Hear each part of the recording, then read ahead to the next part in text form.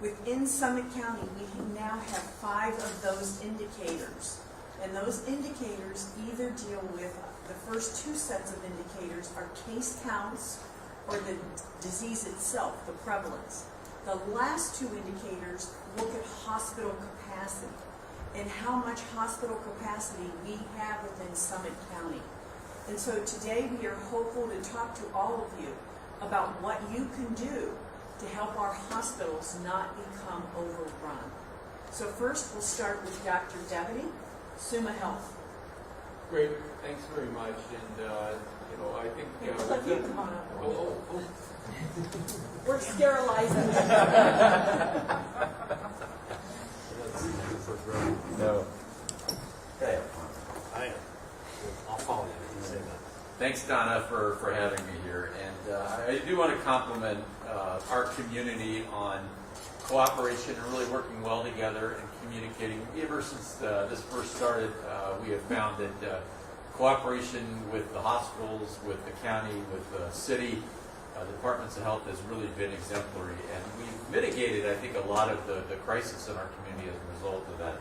We've also worked well with all the nursing homes, the congregate care facilities, to help each other when it came to PPE and those types of things. So what we saw for a long time in our community was really a small number of hospitalizations over the summer, but we recently, over the last 2 or 3 weeks, and I think you'll hear from others, we've seen a significant increase in the number of patients hospitalized at both our Barberton and our Akron City campus.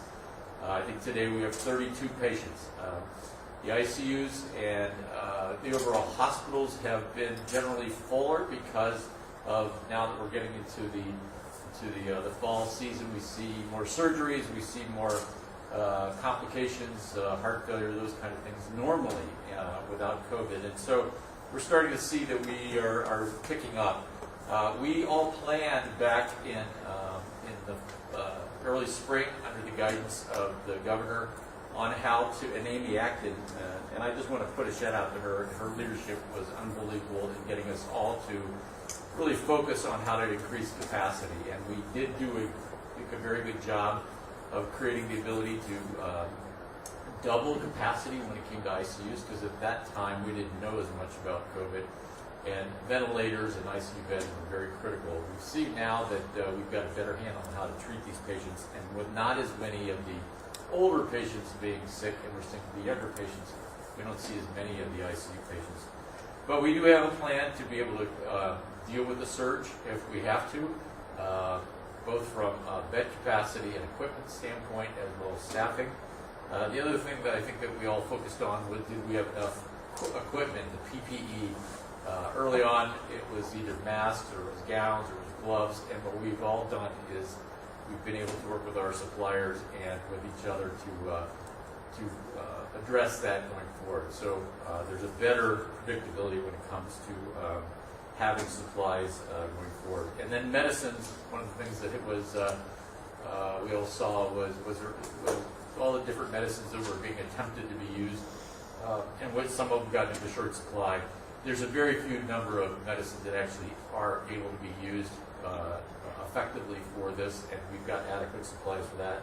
So we feel like we've got good cooperation with each other. We've got plans on how to surge. We have adequate supplies of PPE and other things. My biggest concern, though, is people are letting their guard down, and we're starting to see across our community is that people are spending more time with each other. They're not being as diligent about social distancing, not being as diligent about the mask. And what we're seeing when you interview people that are coming in is they can tell you the event that they were in. They were all just 6 of them in the backyard having dinner together. They thought they were fine, and then one person suddenly got sick, and then 6 of them got sick. So that's really what the issues are. When you look from demographics, it is more of our urban areas. So our 44310 zip code is where we've had the most admissions. I think we've had about 1,200 admissions at Summa Health System, and that would be the predominant zip code where we're seeing a lot of that. So I will stop there and then let others go for it. All right, thanks.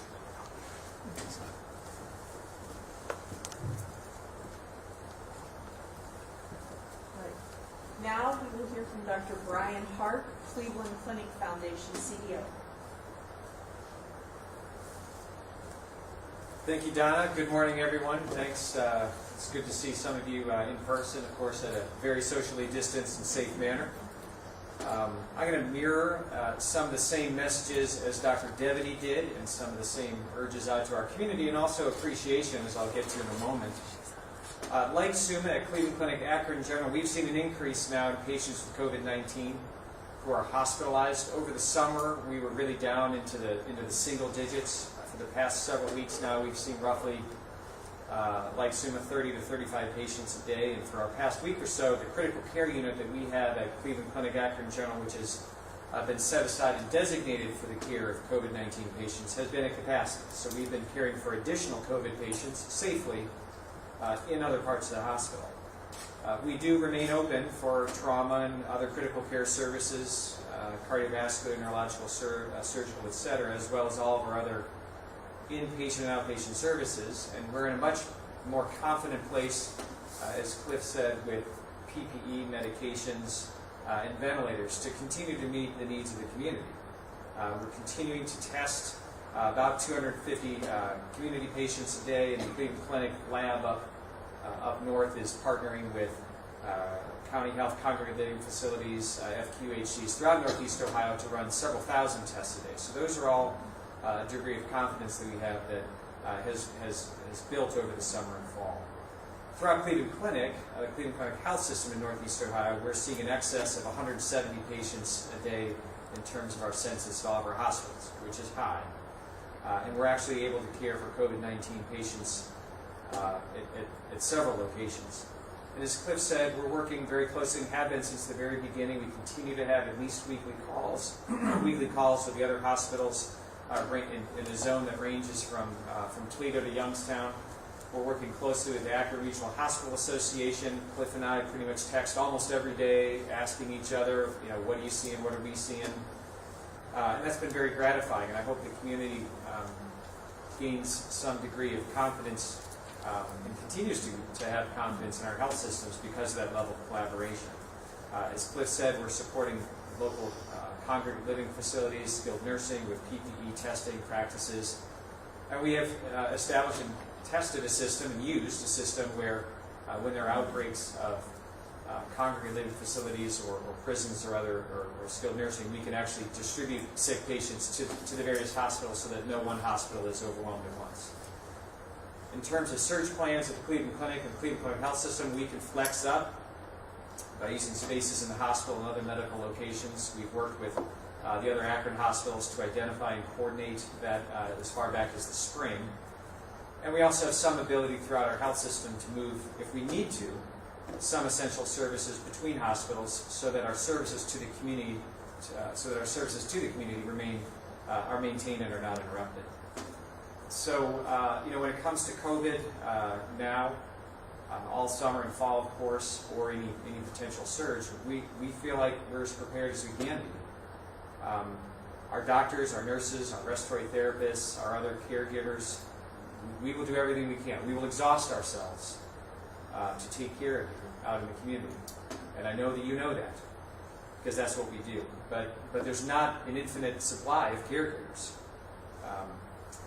This virus, it doesn't care that we're all weary of wearing masks all day. It doesn't care that we want a normal Thanksgiving.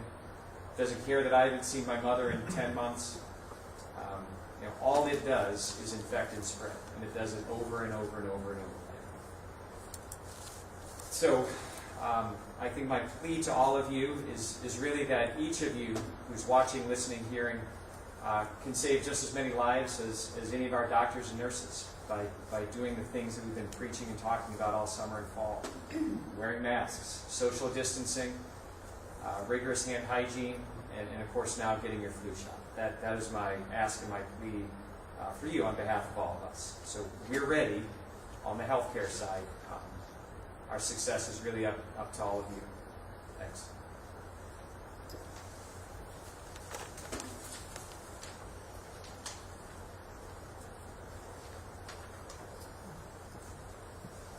Now Next, we will hear from Akron Children's Hospital's Chief Medical Officer and Incident Commander, Dr. McGregor.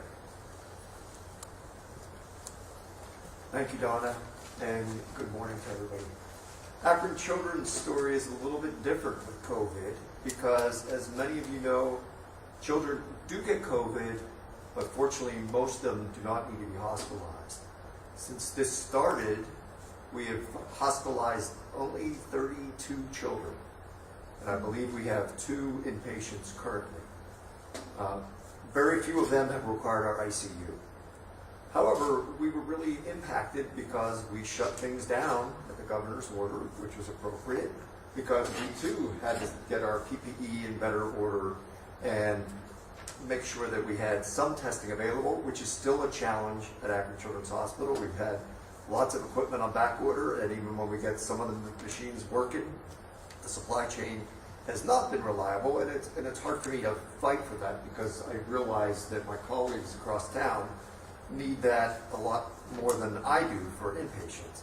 However, we now are seeing a concerning uptick in the state of Ohio, and specifically in our region, that when this first started, we made all our general plans based on a prevalence that was pretty low. And now we're finding that if you have an adolescent, especially an older adolescent that has symptoms, 1 out of 10 will test positive for COVID. And even the smaller toddlers and infants who have symptoms, such but look just like a common cold, and many of them are just a simple fever, that's 1 in 20. So again, we can't let down our guard, as my colleagues have said. We're finding challenges not in our bed capacity, but in our employees starting to get weary. They've got COVID fatigue, as all of us do. And like the stories you've heard recently, when we do find an occasional employee, and sometimes there's multiple employees a day, it's related to communal dining with people that were not part of their bubble. So we got to take that message. I'm really frightened. With every holiday, we saw an increased number of employees that had to be quarantined and were infected. So that's not to say that it's not safe to bring children to the hospital. We've actually done a phenomenal job, and since this started, we have had only 1 known employee-to-employee transmission and no patient-to-employee transmission. So I think that's pretty remarkable, and when I think about where I feel the safest, outside my own home, actually coming to work is where I feel safest relative to any of the grocery stores or the other things, even though people are trying to follow those commands. So I think that the message, hopefully, that we're all resonating is that this is a big deal. We want it to go away, and regretfully, it's not going to go away. So we really have to pivot and recognize we need to figure out more virtual ways. I do admit, I enjoy seeing my colleagues here face to face because I've not seen very many people. I would say 90% of the work we do at Akron Children's that's not patient-facing is virtual. And that's going to be the status quo, at least until late in the spring. And hopefully at that point, we'll have some other alternatives. As far as the community response, we've remained very involved in the regional planning. We have representatives. My Associate Medical Director, John Crow, has been representing me in that situation, and we keep abreast. We have had opportunities to share PPE when one of us got into a vine, and that's been very helpful, so I think we're in good shape there. We do remain committed to the community and our colleagues so that we put together protocols early on that should we have a surge that overwhelms, my colleagues who spoke in front of me, that Akron Children's will stand ready to take care of some young adults that would need hospitalization. That's good news, except for most of the people that require hospitalizations in the first round were older adults and people from nursing homes set up. So we're not equipped to do that, but we have updated our plans. We do have multiple providers who have trained in adult medicine before they did their pediatrics work. So therefore they're qualified, and we do have all those folks credentialed on our med staff to supply adult care should we be called upon. So we stand ready to serve our adult colleagues, and please wear your masks. It's not rocket science. It really made a difference. What the governor and Amy Acton did on the front end, and we flattened that curve, we did it once. We really need to do it again. So be on guard. Thank you.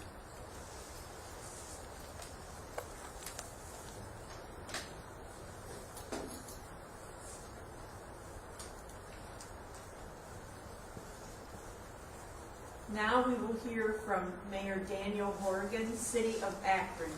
Thank you, Donna. Well, thank you and good morning. First, I want to thank our local public health officials, Donna and her staff, and our healthcare community who really have done an excellent job of caring for our community and really had to pivot on a short notice to be able to take care of us. So thank you. I know from the residents of Akron and our families, we thank you for that care. First, we know many of you are doing the best that you can right now. But this is the time really to remain vigilant and follow those social distancing guidelines, wear our masks, and stay away from gatherings of any kind. Listen, holidays are coming up, they're right around the corner, and we're already seeing a pretty consistent cases, a rise in consistent cases. And even though this is probably the most difficult time, we need to find new ways to celebrate the holidays this year, especially with those who are most vulnerable. And personally, I'm 57 years old, and for 57 years we have gathered all 20 or 30 of us in a room and in a house to be able to celebrate Thanksgiving and Christmas. We have to find new ways to be able to do it this year. We're not going to celebrate all of us. I know it's a little bit more difficult, and it's 1 year out of hopefully many, but we have to stop this spread. And stopping those gatherings or those large gatherings like that will definitely have a positive impact in stopping that community spread. Listen, in a couple of days, Halloween is around the corner, and you have to find a way to do things different this year. Follow those health guidelines and find an alternative way maybe to do no contact in passing out that candy. On another note, a lot of activities are still safe. You can get takeout food. You can help our local restaurants. You can do things in a socially distant environment with masks. We can continue to keep our community and our economy going if we're smart and if we're careful. And then I would be remiss if I didn't mention the Akronite app, which is an app that we had developed to help local restaurants that you can earn blimps. So that helps them out. It's the Akronite app. You can download it either on your smartphone. I encourage all residents who have, if you haven't already voted, to please make a plan that works for you. Early voting has been open for 24 days. It's down at the Board of Elections. Elections and voting is safe and it is fair.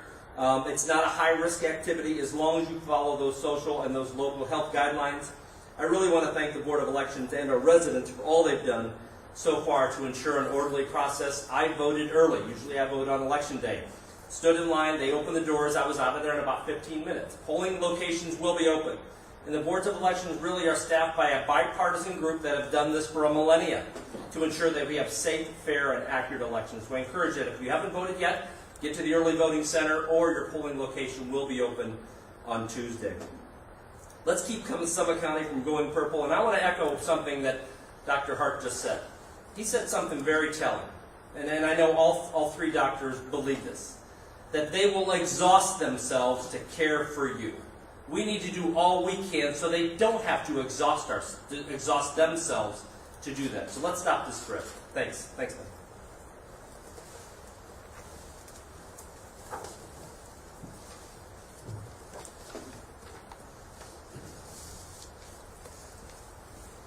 We will now hear from County Executive Eileen Shapiro. Thanks, Don. So, good morning, everybody. Good How's morning. everybody today? I'm wishing that you and your families and your friends and your neighbors are all taking care in this critical time. There is a lot going on in our community and has been going on in our community. But as you heard, we are very, very fortunate here in Summit County to have amazing health resources. You look at television, you see that some of these communities are being hammered because they just don't have the resources. Maybe they're in rural areas where the doctors are hard to find, and it's hard. You heard our folks saying it's difficult sometimes to get PPE. But it's all about having a plan, and this community has a plan. I listened to the docs and the health department.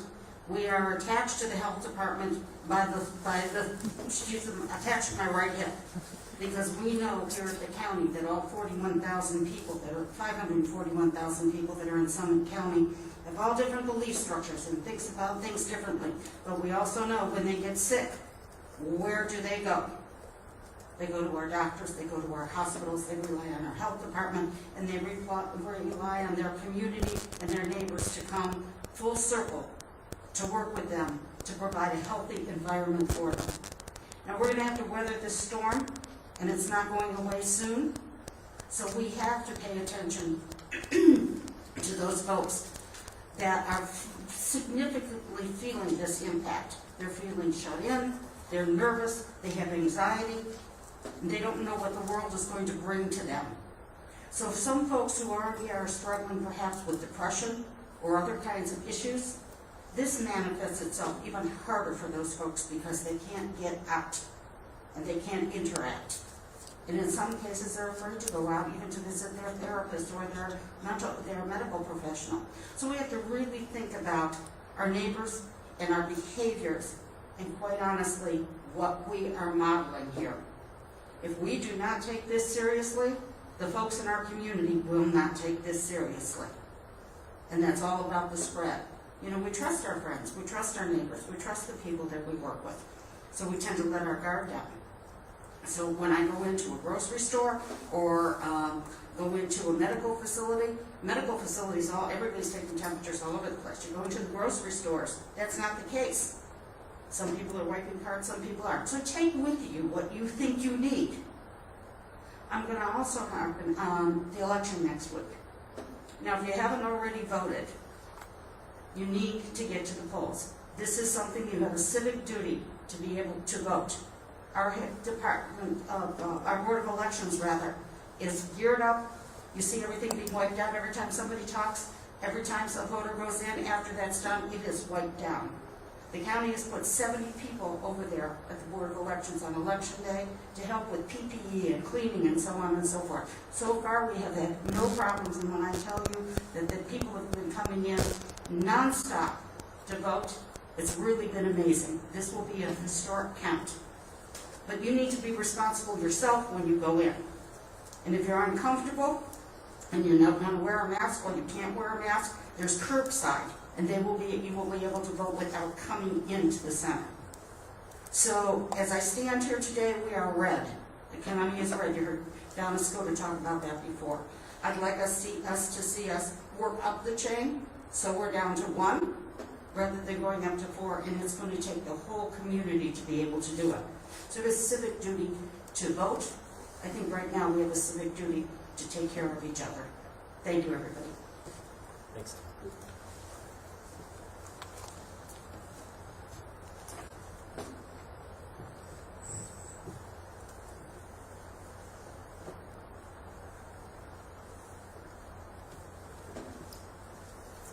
We will now hear from Summit County Public Health Medical Director, Erica Sobolewski.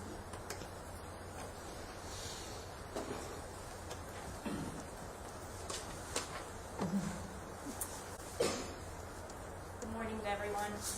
We've heard today from all our community partners of what they're doing to help with the pressure of the pandemic. Summit County Public Health continues to work with these community partners and make recommendations and put forth guidance. To protect the health of Summit County residents. We continue to look forward to increased testing, ways we can find this and to identify cases early, institute mitigation efforts, and prevent the spread. Remember, it's important to stay at home when you're sick, or if you're waiting for tests because you're concerned. We're seeing significant spread in private gatherings when people let down their guard. They get lax on social distancing and masking when you're around family and friends.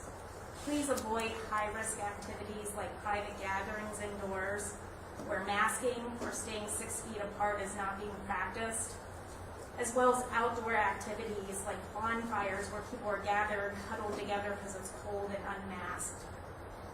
Places where social distancing is enforced and people are wearing masks, those are safer options. And being outside socially distanced is even a safer option.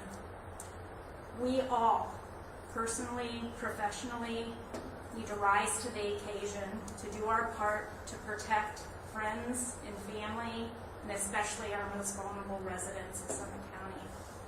Thank you.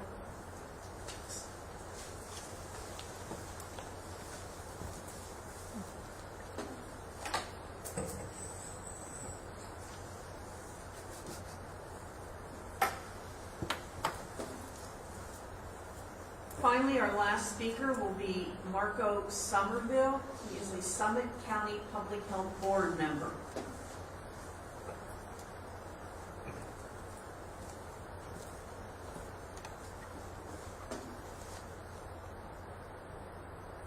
The Board of Health is committed to protecting the health of Summit County residents. We support the Summit County Public Health and their efforts to investigate and mitigate this virus. I would like to thank all of our community and community partners and our staff for the efforts to control this disease. We are asking all residents to do their part to stop the spread by wearing a mask, staying more than 6 feet from others, and avoid gatherings that put us at a higher risk for exposure. We must all do our part. I'm a funeral director by profession, and one of the problems that I see, particularly at funerals, that people are grieving, and people haven't seen people for a long time, and they want to embrace people, and a lot of times people are not wearing masks. And we must be very vigilant, because one of the 2 places where we have seen a spread is at funerals and weddings, because those are 2 areas where people really become relaxed. So we must continue to do our part. We are so fortunate to have great hospitals in this community. Every community is not as fortunate as we are here in Summit County. So thanks for all the speakers and the guests who joined us today to discuss this important issue. Now we will take questions from the media and from Facebook Live. Thank you.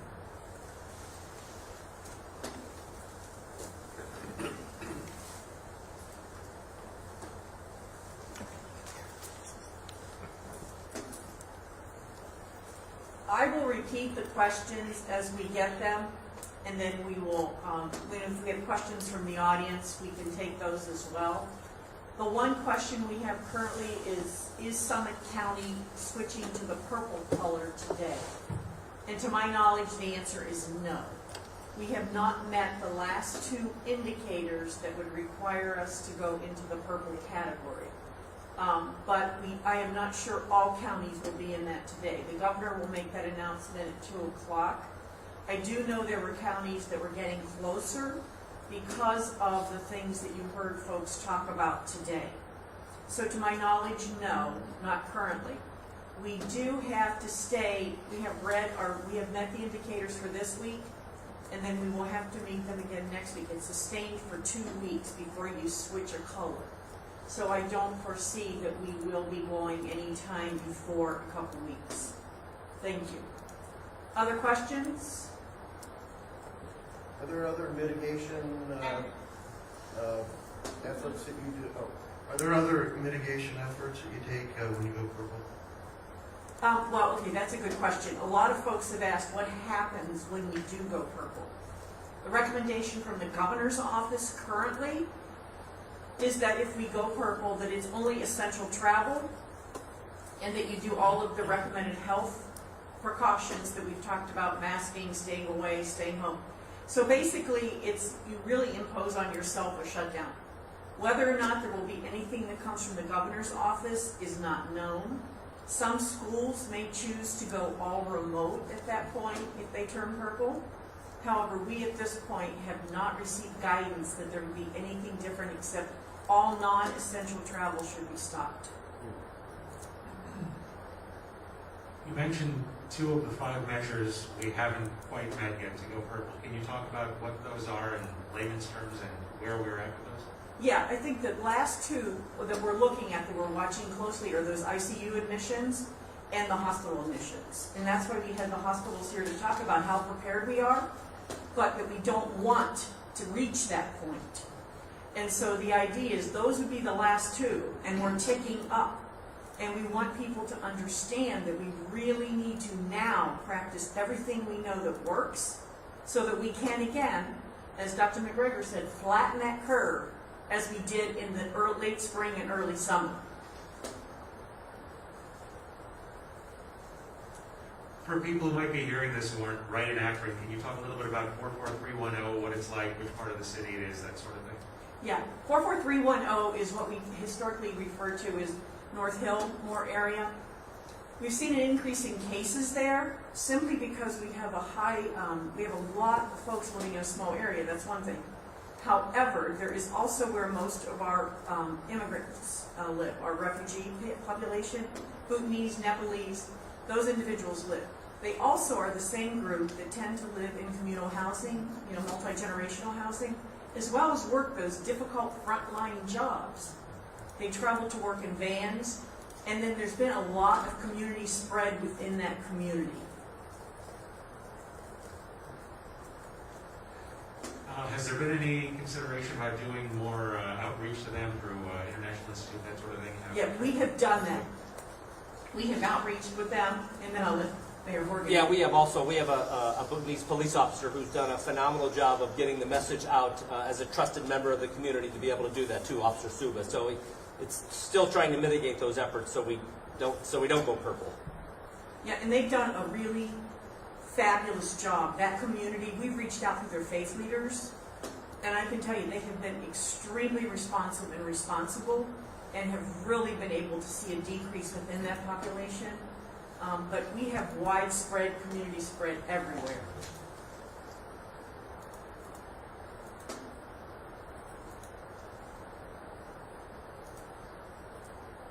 Other questions? I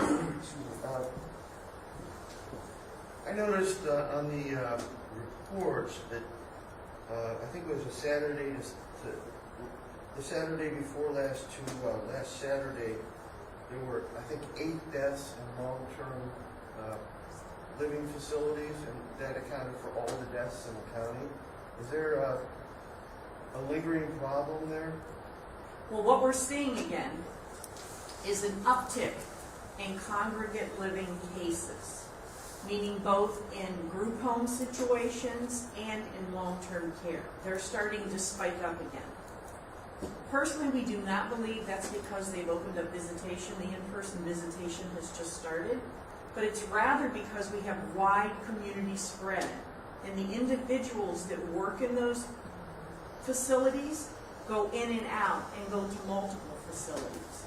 That is one of the reasons the governor's office has instituted that constant testing of nursing home residents and their employees to try to get ahead of it. But it's basically wide community spread. Yeah, oh here, Dr. Devaney from Summa. No, I think one of the things that we didn't address but needs to be mentioned is we're starting to see longer-term effects of people that have been infected. So you may have had a mild case, you weren't hospitalized, but what we are seeing is significant sequelae. Younger people having heart issues, tachycardia, myositis, heart failure. We're seeing people get renal failure, and it's affecting all the different organs in the system. And so you may think that the acute phase isn't something that's really to be worried about, but I think the thing we all should be in fear is the lasting effects of the disease. And I think, to your point, the older population that may have survived the initial infection, they're having lingering problems. They're having breathing problems. They're having issues with their own heart. And so we don't know what the long-term mortality results are going to be of this, and we don't know what the long-term medical effects are going to be. My own daughter, who is 26 years old, now has a tachycardia problem, and we need to all take this very seriously that these things are going to last. We know with athletes, 1/3 of the athletes are showing some signs of cardiomyopathy who've gotten infected. So these are things that will last with you for a long time, and we have to take seriously. And I think that's the part that isn't getting the notoriety. And I don't know, Brian, if you have anything to say in addition to that. All right, thanks.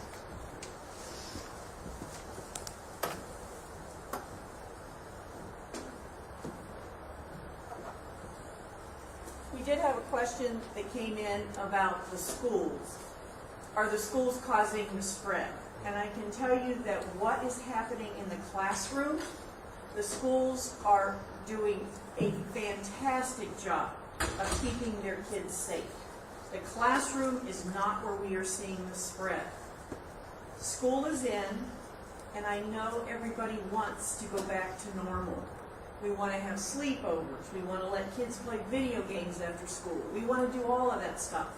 But that's what is spreading the disease.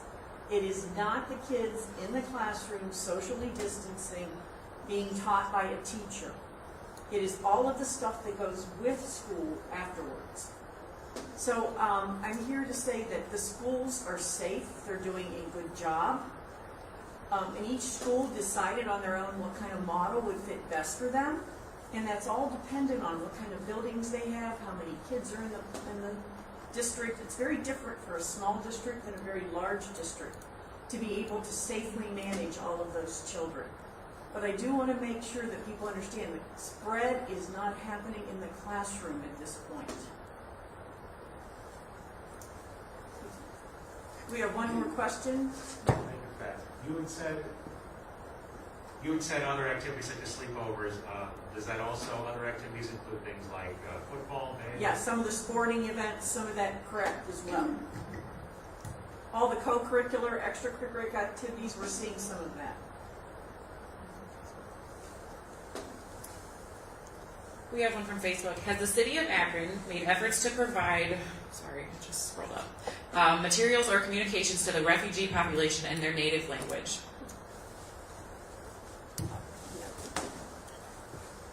Yes, we've used ambassadors to be able to bridge that cultural divide. We obviously would not go to try to talk to somebody in not in their language too, but that's also, you know, a conversation about how we as a community bridge that cultural divide not only with language but with the right ambassadors too. So yes. Thank you.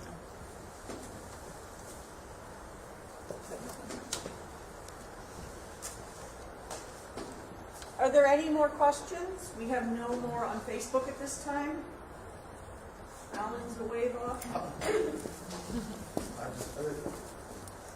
It's for the hospital executives, anyone who wants to answer. Can you tell me how your approach to treatment of COVID has changed since it first began in March?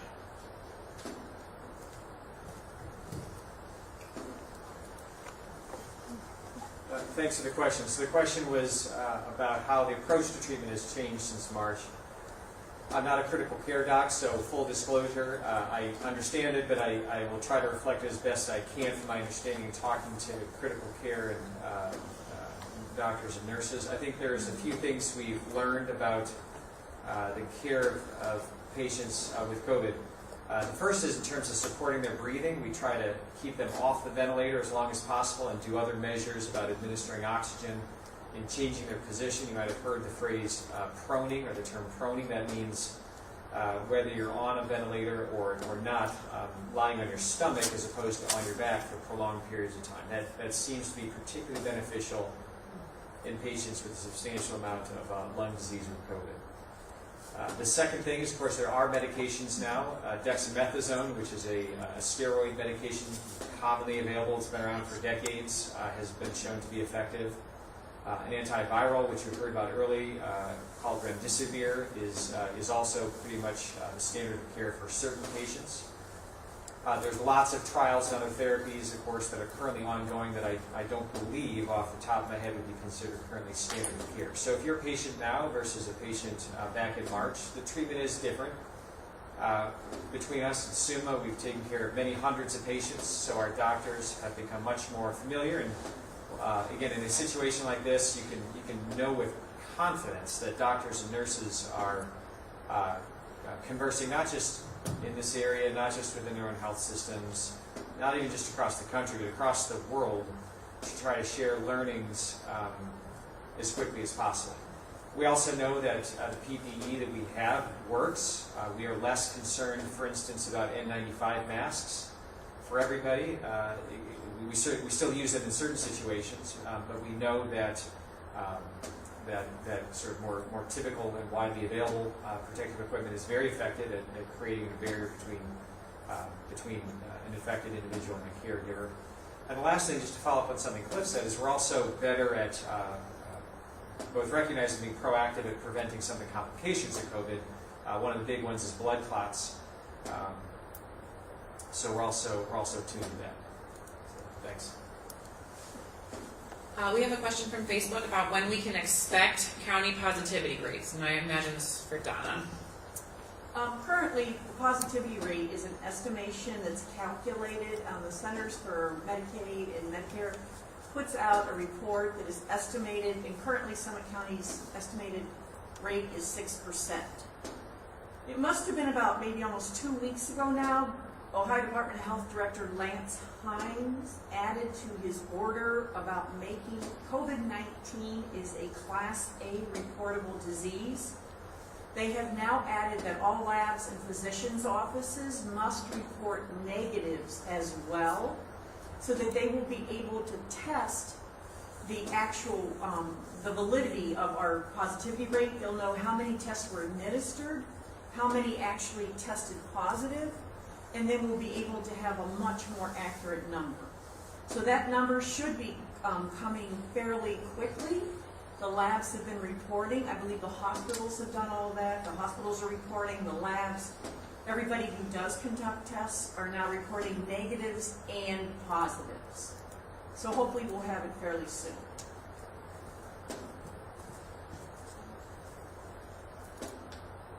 Any other, Alan or Kamir, any questions? Anyone?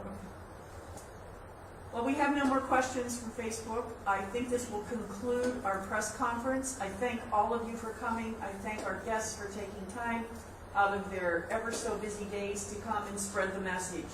Please heed their advice. We really can change how this story ends.